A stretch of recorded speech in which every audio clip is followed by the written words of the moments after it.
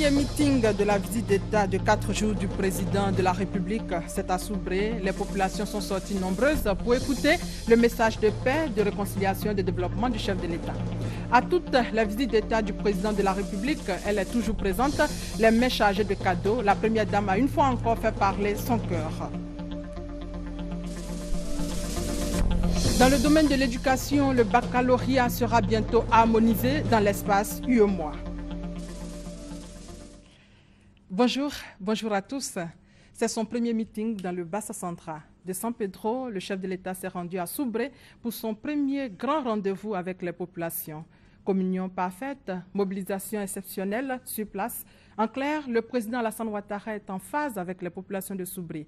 8 véhicules pour le corps préfectoral et 8 ambulances, dont, entre autres, du couple présidentiel pour redonner à la Nawa un meilleur visage.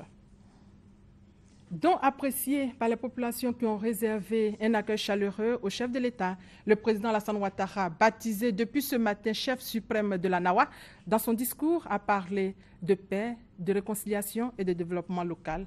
Extrait. Nous avons, comme vous l'avez dit tout à l'heure, chers jeunes frères, entrepris d'importants travaux à Soubré et dans la région de la Nawa.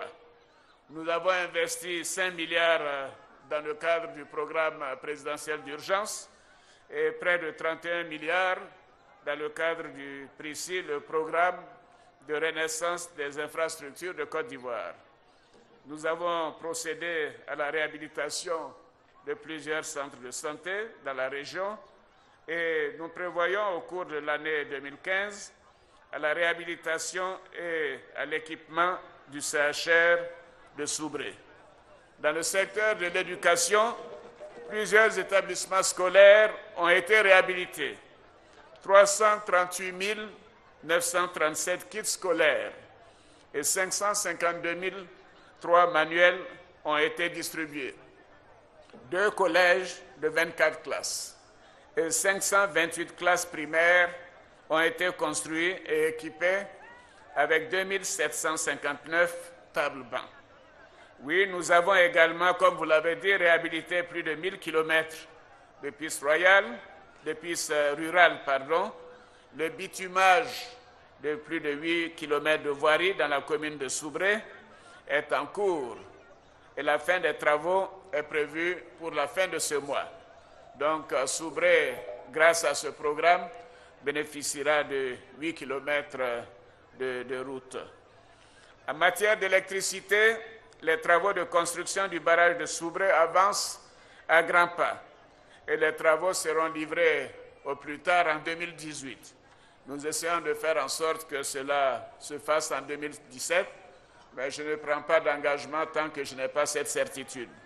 Nous maintenons le programme 2018, ce n'est pas très loin, et je pense que nous allons le faire plus tôt. Nous avons aussi électrifié 11 localités. Et ces investissements du barrage et de ces centres d'électrification vont coûter 333 milliards de francs CFA et générer 4 353 emplois. C'est dire à quel point nous avons largement investi dans la région de la Nawa. Nous envisageons à partir de cette année 2015 de construire les barrages de Botoubré pour 156 MW, de Gribo-Popoli pour 108 MW et d'électrifier 32 localités et de construire 2 lignes de transport électrique de Bouyo à Soubré et de Soubré à San Pedro. Voyez-vous, grâce à ces investissements d'un montant total de 820 milliards, le taux d'électrification de la Nawa passera de 47% à 78% à fin 2016. Oui, et ce sont plus de 12 000 emplois qui seront créés. C'était là le premier discours du président à Soubré. En fait, il y a 2 ans, le chef de l'État avait promis cette visite aux populations du Bassa Central. Ces choses faites depuis hier. Le président a tenu sa promesse, les temps forts de son arrivée à l'aéroport de San Pedro avec Viviane Aimé. Il était 11h05 quand l'avion au logo de la République de Côte d'Ivoire et à bord duquel se trouvait le chef de l'État, le président Alassane Ouattara, s'est posé sur l'aéroport de San Pedro. San Pedro, heureuse et fière d'abriter pour la première fois de son histoire une visite d'État d'un président de la République de Côte d'Ivoire. Le chef de l'État, c'est un homme de parole. Et ça nous réjouit. Parce qu'il a promis des choses qui sont en train d'être faites. Un, il a promis, on lui avait demandé pendant sa campagne, de prendre un de notre fils, d'abord Clément comme ministre. Ça a été chose faite. Il nous a promis une université. Aujourd'hui, la plateforme est déjà, les droits des purs coutumiers ont été déjà payés. Donc, bientôt, l'université doit voir le jour. Il a parlé de CAFOB. Le CAFOB, en tout cas, l'émergence dont il a parlé, toute la vie de San Pedro est en chantier. Autant de raisons qui nous font croire que le président de la République, c'est un homme de parole, un homme qu'il va falloir qu'on repousse encore pour un autre mandat. Et ça, je le dis sincèrement, ça, dans notre jargon, c'est notre chanson de tous les jours. Sur le tarmac se pressait pour saluer le président de la République tout ce que San Pedro compte de personnalités politiques, administratives, coutumières, religieuses, du milieu des affaires. Joie renouvelée pour les habitants de la cité balnéaire de recevoir une nouvelle fois Alassane Ouattara. Car c'est un véritable pacte d'amour qui unit l'actuel chef de l'État à San Pedro et sa région. En effet, avant même son accession à la magistrature suprême, le Bassa Sandra a très tôt adhéré à sa vision du vivre ensemble et lui a offert des scores importants lors de l'élection présidentielle de 2010. Si le président de la République n'est pas à sa première visite dans la région, la visite qu'il effectue cette fois-ci est particulière. Il s'agit d'une visite d'État. Et en cela, c'est tout le pouvoir de l'État de Côte d'Ivoire qui se déplace dans le Bassa Sandra pour traiter de toutes les questions concernant cette région qui est aujourd'hui dans l'urgence qu'on se penche sur ses besoins. C'est toujours un grand bonheur d'être à San Pedro. J'étais là il y a 2 ans pour aller lancer les travaux du barrage de Soubré. Aujourd'hui, c'est une visite d'État. Je l'avais promis aux populations. Et donc, je suis heureux de venir séjourner ici pendant quelques jours. En tout cas, nous voyons déjà beaucoup de chaleur dans l'hospitalité. Donc, Mme Ouattara et moi-même sommes particulièrement heureux de pouvoir effectuer cette visite aujourd'hui. Donc, bonjour, salut à toutes les populations du Bassa Sandra. Si San Pedro, ville portuaire créée par le président Houphouët-Boigny, avait pour vocation d'être la tête de pont du développement du Bassa Sandra, au fil des années, par défaut d'investissement pour son rééquipement, San Pedro s'est plongé dans la léthargie. Cette visite d'État du président de la République est donc porteuse d'un grand espoir pour toute cette région du Bassa Sandra. Pour sécuriser cette visite d'État, plus de 3000 gendarmes, policiers et militaires ont été déployés sur place. Toute la hiérarchie militaire était à l'aéroport pour accueillir le chef de l'État, nous dit Abou Sanogo. Le président de la République Alassane Ouattara, hôte des peuples Bakoui, Kroumen, Bété, Néo et Dida. Après l'accueil à l'aéroport de San Pedro, le chef de l'État a marqué une halte à l'Arc de Triomphe pour recevoir les honneurs militaires dus à son rang. Accueilli par le maire de la commune de San Pedro, Bouékanabo Clément, le président du conseil régional de San Pedro, Donatien Begré, le premier ministre Daniel Kablan-Duncan et quelques membres du gouvernement, ainsi que le chef d'état-major général des forces républicaines de Côte d'Ivoire, le général de corps d'armée Soumaïla Bakayoko, le président de la République, chef suprême des armées, est allé s'incliner devant le drapeau de l'État.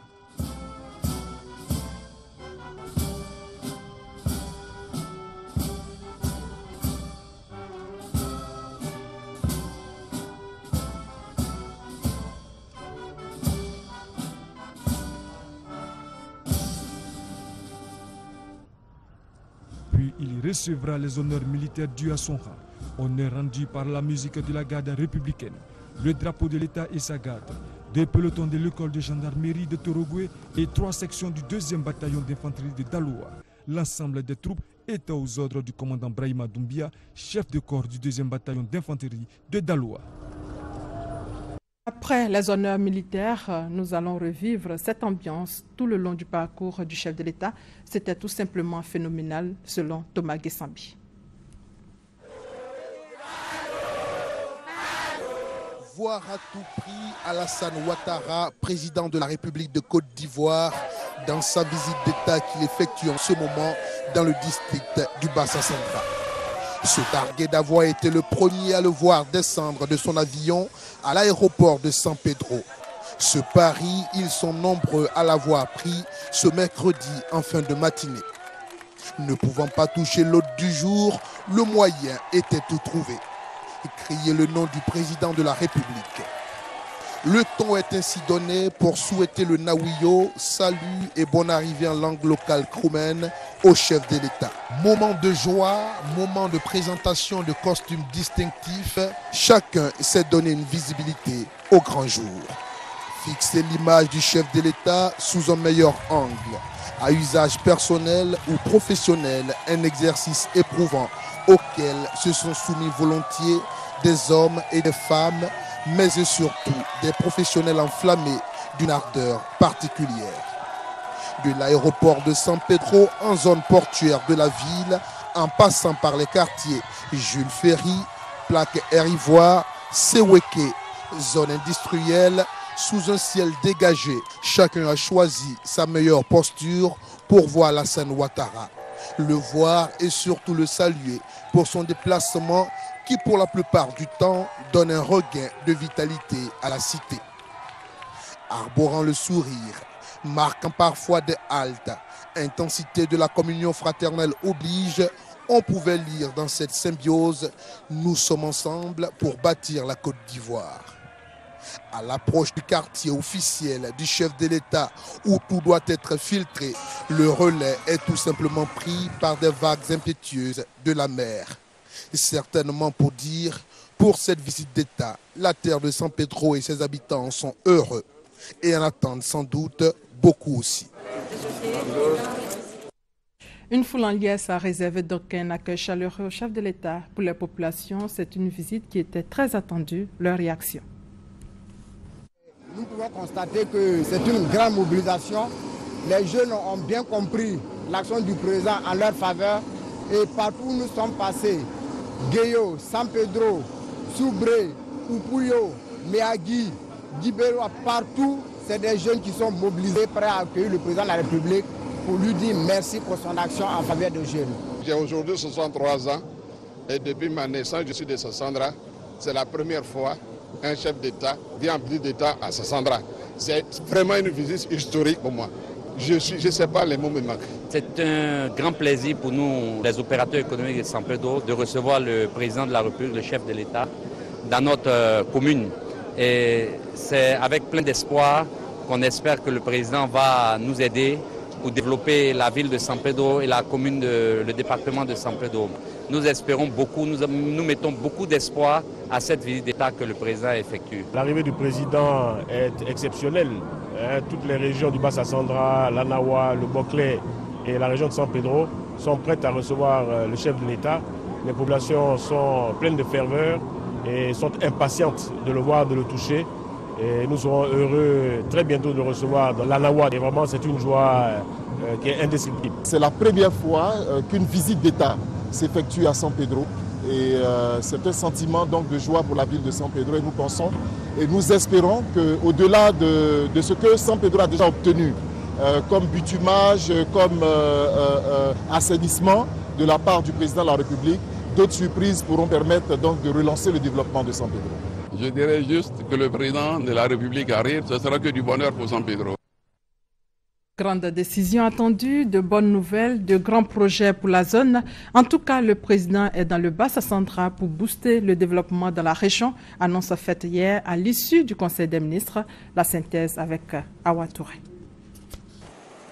Le Conseil des ministres de ce mercredi 4 mars, premier jour de la visite d'État du président de la République Alassane Ouattara dans le Bassa Sandra, a examiné plusieurs communications, adopté des projets de décret et pris des mesures individuelles.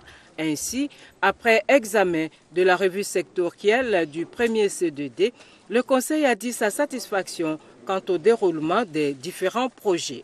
Il apparaît donc que la mise en œuvre des projets du premier CDD au cours de l'année 2014 a connu une avancée globalement satisfaisante, avec la mise en route de la quasi-totalité des projets et des programmes qui sont concernés.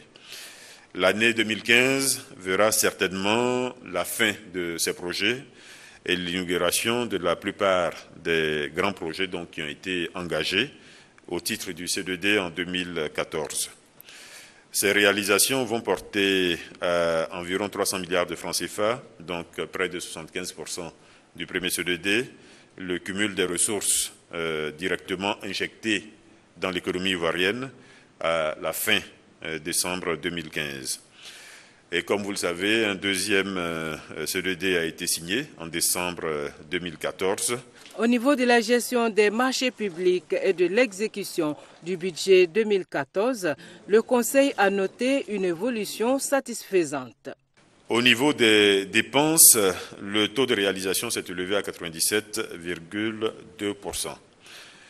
Il convient toutefois d'insister sur le niveau élevé des dépenses d'investissement, niveau qui a été le plus élevé de notre pays, 1126 milliards de francs CFA, donc en 2014. Il y a lieu également d'insister sur le niveau important de ce que nous appelons les dépenses pro-pauvres, les dépenses dont le but est de lutter contre la pauvreté et de réduire les disparités au plan social. Donc, le Conseil note que la gestion des marchés publics évolue de façon satisfaisante, notamment en ce qui concerne le recours à l'appel d'offres ouvert. Donc l'appel d'offres ouvert devient le principe d'acquisition de biens et services. Et je dois indiquer également que d'importants efforts continuent d'être faits pour réduire les délais de passation des marchés. Nous étions à plus de 300 jours, si vous en souvenez, en 2013. L'objectif qui est visé, c'est d'arriver à 88 jours exactement. Et puis, dans le domaine des nouvelles technologies de l'information et de la communication, le gouvernement entend désormais clarifier le marché de la téléphonie mobile. Réduire le nombre d'opérateurs et surtout faire en sorte que les opérateurs qui ne respectent pas leur cahier des charges, qui ne sont pas à jour de leurs engagements, progressivement sortent du marché. Tout cela pour permettre donc à ce marché de devenir plus lisible, plus compréhensible et de devenir plus fort également. L'option qui est prise, ce n'est pas le retrait pur et simple des licences qui sont déjà accordées aux opérateurs en difficulté. La proposition leur est faite, je dis bien la proposition, parce qu'il ne s'agit pas d'une injonction de l'État de Côte d'Ivoire, mais d'une proposition qui leur est faite d'opérer un regroupement donc, que l'État accompagnerait pour constituer donc, le 4e opérateur sur le marché de la téléphonie mobile en Côte d'Ivoire. Le préfet de la région de San Pedro a pris part à ce Conseil des ministres comme il est de coutume lors des visites d'État. Il a fait un état des lieux précis de la situation dans le Bassa-Sandra et relevé les difficultés et les attentes des populations. Et comme à son habitude dans ses déplacements, le président est accompagné de son épouse qui chaque fois fait des heureux. Hier encore, Dominique Ouattara a fait parler son cœur au CHR de San Pedro. On fait le point avec Michel Digré. Centre hospitalier régional de San Pedro. Des petits mots gentils de la première dame à chaque agent du CHR, la complicité entre Dominique Ouattara et le personnel soignant est vite établie. Dans les salles d'observation, la première dame fait plutôt parler son cœur. Des cadeaux pour les nouvelles mamans et leurs bébés. Après le CHR, le cortège s'ébranle vers la formation sanitaire municipale du quartier Bardo. Ici, le mercure est monté d'un cran.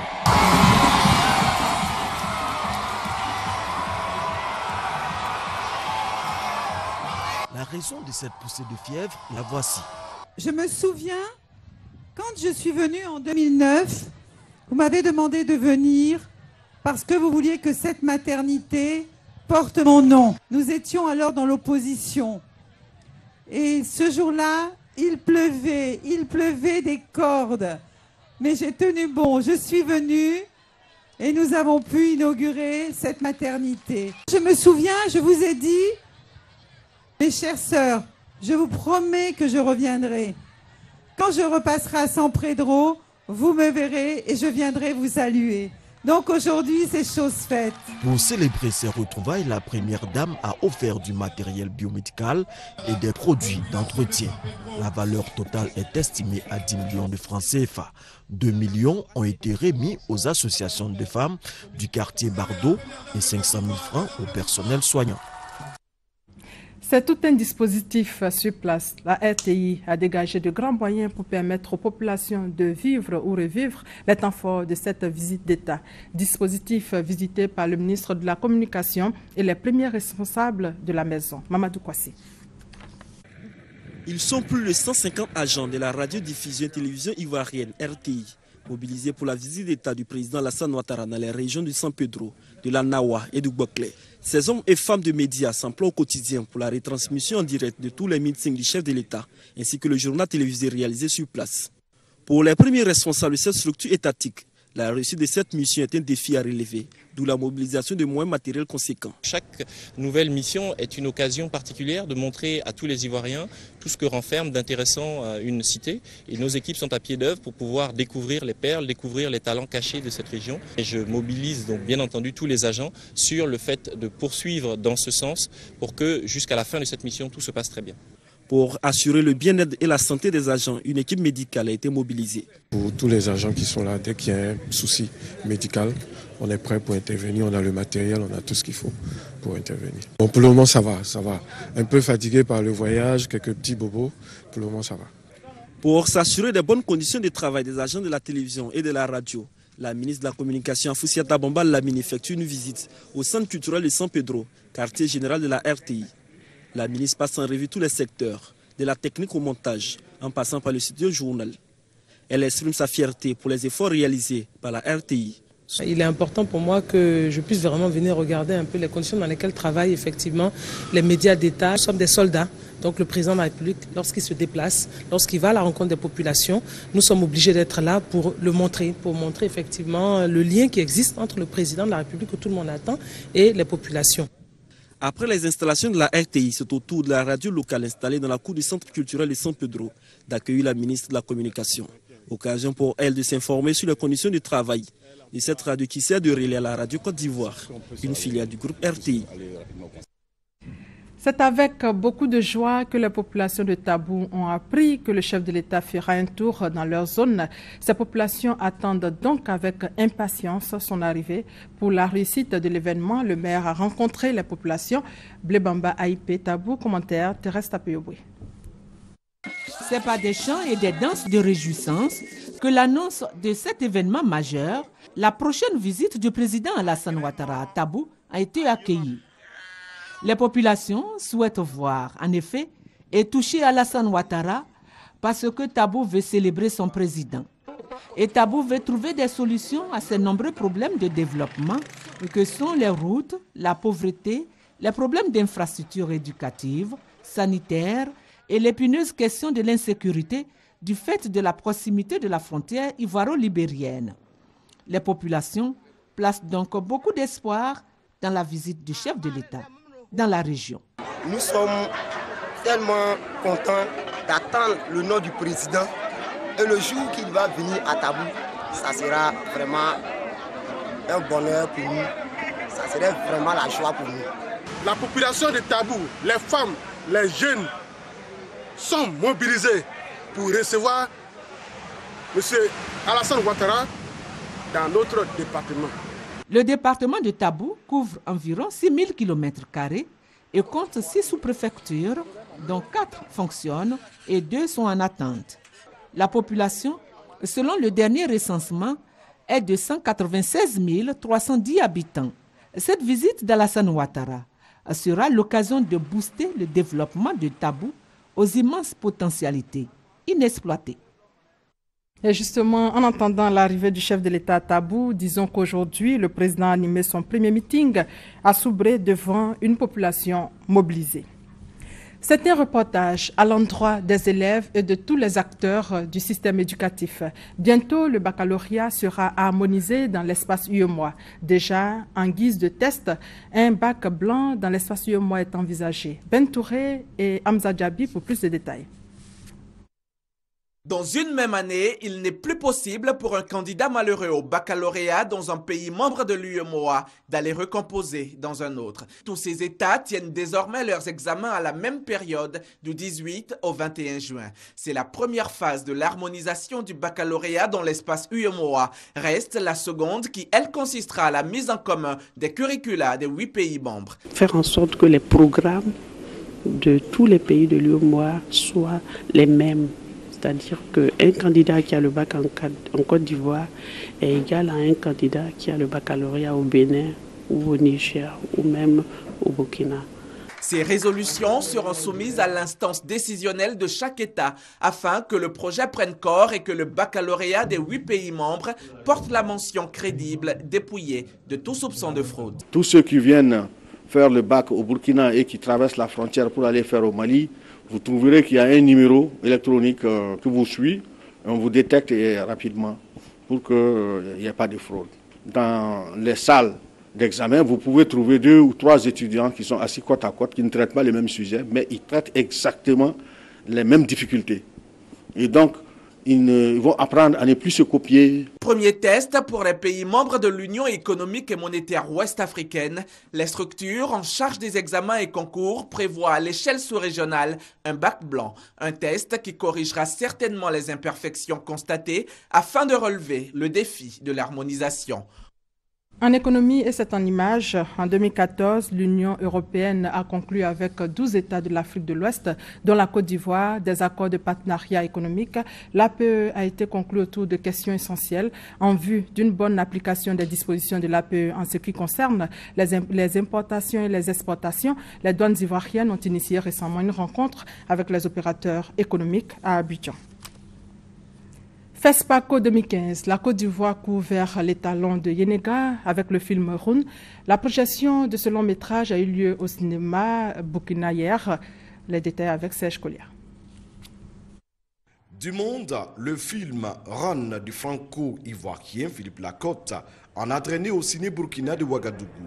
Pour sa première diffusion, le film était visiblement très attendu par les cinéphiles. Moi, je viens pour un reportage pour le compte de FESPACO News. C'est vraiment l'un des chevaux de la Côte d'Ivoire lors de ce festival. Le réalisateur, à travers Ran, son acteur principal, Abdoul Karim Konaté, a retracé quelques faits marquants de l'actualité en Côte d'Ivoire pendant la crise. Dans le film, on fait des références directes ou indirectes à la situation en Côte d'Ivoire. Mais je n'ai pas voulu faire un film politique dans le sens d'accuser telle personne ou telle personne. La Côte d'Ivoire est dans un processus de réconciliation, c'est ce qu'on souhaite, et c'est plutôt une manière de questionner notre histoire. Un peu plus d'1h30 durant, le long métrage en compétition pour les Talons d'Or de Yeneka a captivé le public. Je pense qu'il va être primé. Je ne sais pas quel prix il va recevoir, mais il va avoir un prix, c'est sûr. Et j'ai vu des très bons films avant celui-là, mais je pense que celui-là, il a quelque chose. Vraiment, le réalisateur a montré vraiment ses qualités et je pense que c'est un film de très bonne facture. À la fin de la projection, la délégation ivoirienne semble satisfaite. C'est toujours très émouvant déjà de voir une salle qui est complètement pleine. Je remercie donc le public de Ouaga, le public du FESPACO qui s'est déplacé massivement. Évidemment, nous sommes attentifs et attendons les résultats, mais au-delà des résultats, nous considérons que ce film a une belle carrière et qu'au-delà des récompenses qu'il pourrait avoir ici comme ailleurs, la Côte d'Ivoire revient avec joie et nous disons bravo à Philippe Lacotte de permettre à la Côte d'Ivoire de renouer avec le grand cinéma. Assurément, Ran a séduit pour son lever de rideau à ce FESPACO. Hors de nos frontières, le président tchadien Idriss Déby Itno a menacé mercredi d'éliminer le chef du groupe islamiste nigérien Aboubakar Sheko s'il ne se rendait pas. Idriss Déby assure savoir où se cache le chef de Boko Haram, déclaration faite lors d'une conférence de presse conjointe avec son homologue nigérien Mahamadou Issoufou en visite de travail à N'Djamena. Pour terminer, disons que le président a animé son premier meeting il y a seulement quelques heures à Soubré. Comme dans toutes les autres régions de la Côte d'Ivoire où il est passé, il a été question de développement local, de paix et de réconciliation. Il a également fait le point des réalisations des investissements dans le Bassa Centra. C'est avec beaucoup de plaisir que la RTI vous proposera ce soir à 20h les temps forts de ce meeting. Adama Kone a supervisé ce 13h. Merci à vous de nous avoir suivis. Merci de votre fidélité.